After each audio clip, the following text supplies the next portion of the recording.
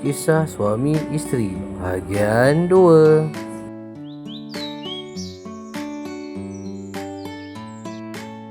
Sayang, abang pergi kerja dulu ya. Baik abang, hati-hati ya. Petang ni abang nak bawa sayang keluar makan ke tempat yang paling special. Iya ke? Alah sweetnya abang ni. Tapi dekat hotel ke tepi laut? Adalah rahsia. Nanti sayang siap lawa-lawa ya. Baik abang, tak sabar saya nak tunggu petang ni.